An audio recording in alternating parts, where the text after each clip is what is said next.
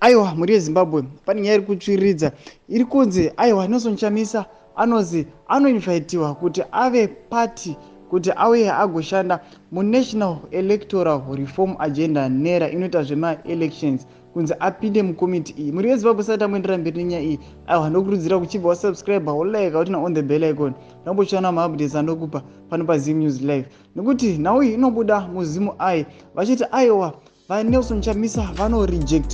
vanorejecta proposal yekunzi aiwa ngapinde mukomiti yeNERA, komiti yema-electoral reform, vachiti aiwa handingakwanisi kupinda mukomiti iyi asi kana muda ndipinde tangai mandita mutungamiri weNERA iyoyo. Sati kuona nhau ino yachinzi the leader of the Citizen Coalition for Change, Nelson Chamisa, is reportedly declined to be part of the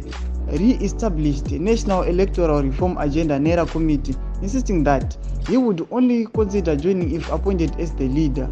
The incident unfolded last Friday when opposition political parties in Zimbabwe converged to sign a memorandum of understanding MOU for the reviewed NERA committee. Saka ndo nyaya yapinda mudariro iyi muri yeZimbabwe kuti aiwa vaNelson Chamisa vanoramba proposal yekunzi vapinde mukomiti yeNERA vachiti aiwa handingapindi mukomiti yevanhu vari corrupt asi ndoda nditopinda muNERA ndiite president weNERA iyoyo nditange kuisa change muNERA. Musa muri yeZimbabwe chibudidze mavhungiro iyi nedecision yaitwa nemutungamiri weTCC Nelson Chamisa kuti zviri sei zvavakaita izvi, decision yavo iri viable here. Chibopinde mucomment section medu aiwa mutiudze kuti munoti kudii pamusoro penyaya iyi, aiwa muchisubscribe kulike pachonotina on the bell icon muramba muchiwana maupdates andokupai pano paZim News Live.